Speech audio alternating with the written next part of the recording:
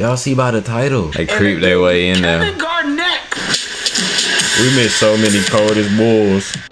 Kevin versus Kevin. Y'all already see by the title. That's another thing. I'm not gonna doubt y'all intelligence. Y'all already see by the title and the thumbnail. Based on my intelligence, what the we finna get into. So let's go.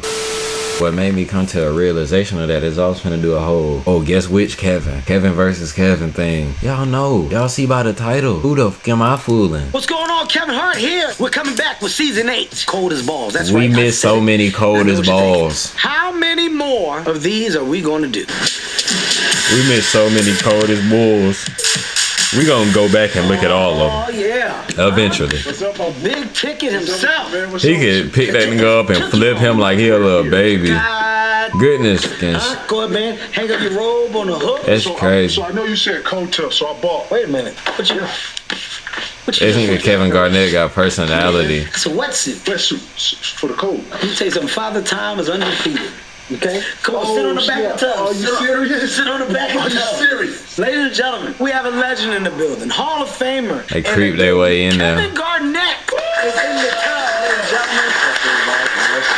That motherfucking KG. God dang. Where do I start, man? Bastard. I mean, we gotta start off where it started. Where you from? Look how he got his head. Shout to Greenville. Yeah, I got mine. Basketball. Why to start in basketball? The neighborhood I moved from, which was more of a rougher neighborhood where we played football, slap boxed, all that. Then I moved to like a more suburb or whatever, and all the guys down here played basketball. So that was just natural fit. You're Mr. Basketball. You're a basketball phenomenon, right? When did it start to click to those? I'm way ahead. After my sophomore year in high school, I started seeing colleges give me a lot of attention. I started getting invited to like camps like Nike camp, ABCD camp, which was huge camps. You don't That's get young, too. And these got the best players in the world playing at this, all over the world playing at these camps. I actually moved from South Carolina and graduated and went to school in Chicago. And then I started seeing what was once recreation for me and fun start to turn into like a passion and turn into like, oh snap, this can actually be a career for you. When you heard the transition go from college scouts to NBA scouts, what does that do? I didn't believe it at first. I was so wrapped up into figuring Chicago out because Chicago's a lot of games, so you gotta get permission to go certain places. So get to talking crazy on that. They got to play on the south side, the north side, east side, Hyde Park, west side, and playing different balls. My balls like itch. That made me confident, and it gave me the belief Itchy that, as man, balls. if I can do it here, I can do it in organized. If I can do it in organized, man. Let me ask you a quick question. What does greatness mean to you? Greatness means everything. It's the pinnacle. Yeah. And that's what you chase, at least as an athlete. You know, I'm chasing people that was in front of me, so cold, better than me. I'm the 2.0 version that's supposed to make the game better. That's what I'm chasing. Well, let me tell you what greatness means to me. There's nothing greater than Captain Dry Spray. I'm talking 24 hours of long-lasting freshness. White hand, please. I knew this nigga was trying to. God, white hand, give it to me. You talking about white hand? Captain Dry Spray. You talking about white hand? 24/7 lasting sweat defense. Then they got that old. They pushing that That's motherfucking what Old greatness Spice. is to me. Thank you, Old Spice. Thank you, white hand. Yeah, sorry about that, Kev. Let's get down, dude. You're an All-American. You're getting drafted. They better do under the counter than standing over there. That junk was weird, bro. It's better without them there. I'm in Minnesota now. Okay, you get to Minnesota. Have they been doing it like that? I mean, immediately, I this is wouldn't know. life-changing. What's your family's, I'm hoping they don't block what's your this or family's something. tone and temperature at this point? So I was already in the film of having responsibility at an early age. My mom went through a rough patch where, I had to take care of my little sister for a little bit. That's usually when motherfuckers get rich too, when they had a lot of responsibility at a young age. You know, when I got there, Those I had be my the younger famous sister. people. I had like a little crew with me. But relax on me, because I'm turning this up how I know best. Because anything that the older guys are doing, I couldn't necessarily do. Damn it. So Kevin McHale let a couple of my friends just be with me all the time, which helped. And your crown itch. Acclimated to Minnesota, even though it was Scratching is the colder. best But for the feeling most ever. part, I got to actually come up here and just focus on basketball. I didn't focus on nothing else, and that was great for me. I ain't focused on nothing else. Okay.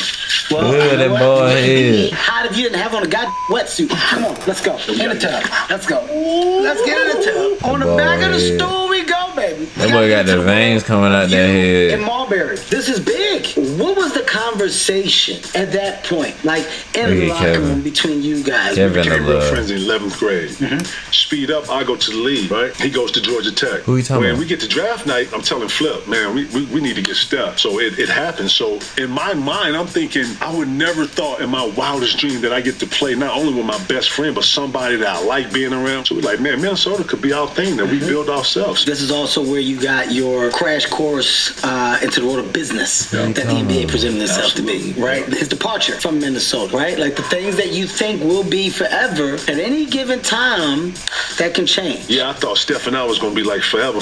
When Steph wanted to leave, and then for reasons he wanted to leave because he didn't like the contract situation, and then, you know, when I hollered at him, he was saying something different and all that. It just made it weird. You forget that you guys I forgot that you're young, man. Thanks, man. Right? Like, you know, you get these grown man problems at such a young age. Ain't no script to follow. Nothing. That moment, that's a low. Yeah, at that time, the lowest. The lowest. When you become a team, man, you really take on each other. You really hold each other down. Yeah, you really, feeling like you're around each that other so episode much in the that game. you become family. Now, That nigga Derwin Davis heard he was getting traded out of nowhere for that other biggest deals in basketball, right? Holy shit. I'm talking about just seconds before that nigga was laughing with them just turning up happy like he was finna be a Saber for life, dog.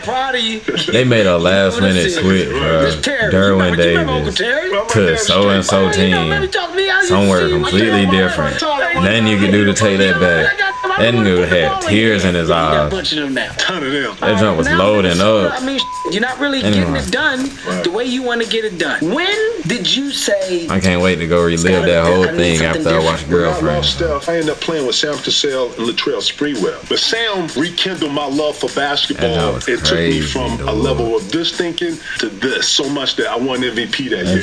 And I was reactivated. And I always loved ball, but I was just in another realm with it. They didn't sign Sam or Spree. And he was another realm. Kind of the writing was on the wall. I love that you said, too, you were reactivated. That's such a dope term, man. Yeah. I felt like after winning the MVP. But I cannot believe. I wonder if he gonna do it. I really think he is, but I cannot believe Pretty Boy Fredo is gonna give me a YouTube shout out. Not on Twitch, on YouTube. Like, he is gonna post shout out in his YouTube video. Like, ain't no telling how many subs that's gonna bring in. Because, you know, his subs, they just think that I can score on you. I thought I could turn around and lock you up too. And that's how I was playing. That's how I was working out. Man, I dare him to go live today. I'm gonna be on his ass about that shout out. You see how he's turning the odds? Because he shook on it. I got a video. I'm gonna post that video on YouTube every day as a short if I have to. But he told like just now, you really went back to that time. There was a moment, for a second, your hands and shit. I want my 13 seconds of fame. Just now, I saw it. That could turn into infinite. Lock you up. I'm like, I ain't playing. I didn't mean to do that, but you understand what I'm saying, right? But I take on this new confidence, man, and I was just like, man, you know, if these guys can do that, and I'm watching how I've been watching this Cole has Shaq, has Glenn Rice, has a supporting cast, and I'm just simply thinking like, okay, I gotta get to a scenario where it's similar to something like that. And Teron Lou and Chauncey, who was real friends, Chauncey Billups, they actually pulled me off to the side during the summer. Was like, bro, it's time for you to get out of there. You gotta leave. Like, if you don't leave now, you're not gonna have a chance to be able to do some of the things you're talking about. And then, dog, you should go play with some other players, man. They actually take the some of this pressure off you. And I had never heard that, Kev. And that's when I started taking steps to be able to see what my future's going to be like. I'm up for a contract, and that's not called Cole. And Cole was in China. To Kevin Hart. That he was in China for like a month and a half, doing a bunch of Cole shit. And he wasn't picking up the line and none of that. But then I had played with Paul Pierce when I was younger in AAU in like one tournament. In that little thing, it was like three of us.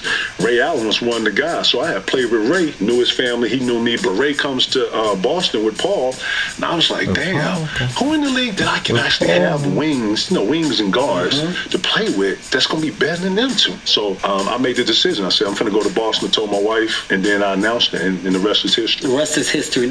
Here we go. This is what I'm talking about. These are my guys. No, Daryl, don't do that. He did it a couple times, but they had padding on the Daryl. But you knock your goddamn hat off. Go over there, bam, go. Okay, you come in here looking like two freak Chippendales. Come on, man. Right. Got your belt and all undone. Come on, freak. Muffin top. Now, KJ, I need you to focus. Hop in. Get in, man. That's what I was doing before they came out. Here we go. Hop in. Here we go. Finally caught him we're now in slipping. Boston. Are you in there? We're in Boston. Halfway through this. You got Ray Allen, you got Paul Pierce. You don't look like I'm going, here we go. Here we go. There we go. Are you in there? Yep. Almost. We there. You there? Okay. Are you okay? I'm good. You had another piece to this puzzle, right? Yeah. Ray John Rondo. I watched a rare clip of the Celtics playing the Knicks at Madison Square Garden. And really, it's like a 2-minute riff of his greatness at an early age. He's a rookie this time, but he's doing things that just make you go, "Oh wow!" You see that? Mm-hmm. I saw his last name. It was Rondo. I love that Rondo. So I said, Danny, man, listen, I know you talking about throwing a bunch of pieces in here, but you're gonna have to keep the little African kid, man. You know, the little regime or whatever his name. He said African. He's like, that nigga from. I don't want to sound crazy, but you know, we got a bunch of Afro-American guys that know the point guard. And he's like, he's not African. That nigga is not African. He's like, he's from Kentucky. Right. He's not African. Rondo name was so bad. Man, I said so much that when I met him, I said, man, listen, first question, man, what is your name, man? He said, people call me Ray John, man. I was like, man, I'm sorry, I called you African, man. I said, I didn't know where you was from, dog. We all kind of had a laugh. But him and I had chemistry day one. We were thinking on the same plateau, kind of similar, because he's quiet, I'm quiet, we're country boys. And little by little, I started to recognize everybody's greatness and what they brought to this team. And I was like, man, I ain't never been on no team like this. No, this is a championship contender right now. Like, this is real. This is now. Yeah, this is like, this can happen now. You guys get it done. Now after you get it done, now you see, well, there's a pattern and it's now created based off of what you did. It's copy league. It's a copy league, so people follow suit. They was on some mastermind. So we look up and Bron goes to Miami. And when Bron goes to Miami, the whole league shift. That's exactly how that started happening. Yeah, it was over. Them power teams and them. It's over. Them love you say, it's time for me to walk away. It's time to start thinking about post. Oh, you need the stool? That was in it. Okay. Hey, give it the right hand. Oh, wow. Oh, you need the stool? Give it the right hand. I forgot about that. You really in there. At that moment, what is like, what got you to go there? Michael Jordan gave me some great jewels when I was young. Did they take Kevin's stool? You're going to know when you're supposed to lead the game because everything around you, you're not going to recognize none of it. And I didn't understand it at the time. Oh. And we're in Miami, game 7, and they beat us. And about 2 minutes to go, I look up, and it hit me. Man, it's over. The wave is over. And that was the beginning of the end. I know you and Paul are still close. You and Ray had a difficulty at one point, but recently the NBA put together their top 75. And there's a moment after where a conversation is had. What tapped into the grown man, Kevin Garnett, to say, do we keep it as a thing or do we solve the thing? What made the Ray situation so prolific with us is because the structure we built in Boston, the three of us built that. So if it was one team that we had an issue with, it was Miami. I wasn't looking at like better business decision for Ray. Ray has a chance to get another ring. I didn't take on none of that. I was in my own field. So I was super competitive. Anybody know me like that. The passing of code and all of us getting older helped me understand that life is not given to none of us. Absolutely. It would have with me if something would have happened to Ray and I didn't get a chance to amend this. I was competitive when we was competitive, and you know what? I'm glad you're here. It's good to see you. I got off what I was on. I got off the bullshit. It was actually natural just to see him there in great health. I seen a little Ray. I seen all his family. They were all bigger, older, doing new things. So it was dope to see that, and that's what my focus was. I love the fact that you are who you that's are. That's what men do. And have been. I did so much listening to you today. That junk is way bigger than y'all niggas. It really be, man. Y'all will never know. People should listen. Y'all gonna die not knowing. Full information. You know what I'll say? And that is the biggest sadness.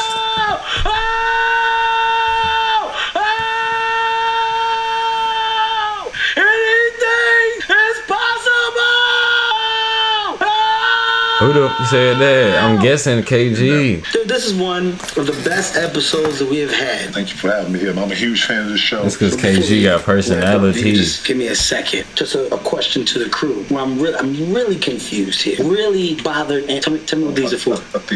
You didn't hear me wrap up the goddamn show. You didn't hear me wrap up. I gave you the cue. You didn't hear me wrap up. I said when I give the cue, let it loose. You didn't hear me wrap up the content. When I say anything is possible, you're supposed to let it fly. Somebody need to let that motherfucker fly at your head. God, let it fly. Joe, hit the button. Anything is possible. The Celtics colors. Yes, sir. Yes, sir. Yes, sir. Yes, sir. Yes. Got anything else to say? No. No. Great, man. Kevin Hart confident. Appreciate that, man. Yo, watch. Look at that play.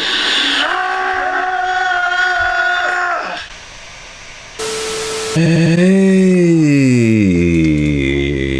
No, I really do believe anything is possible, though. I love y'all folks. Like, share, subscribe, comment, you can do if you're not new to it. Anyways, hit that bell. I believe it's possible for us to blow up on YouTube, get 2 million subscribers just off Turn It Up like this, bringing that good energy, bringing that good vibe. I love y'all folks. Thanks for watching. Thanks for staying tuned. Thanks for getting up with us. What you gonna do about it? Let's go. Another great reaction by another great reactor, man. But it's me, always me. I love y'all folks. Stay tuned for more on gang. Skydiving at 1 million, 2 million, 1 million, 1 million. My fault.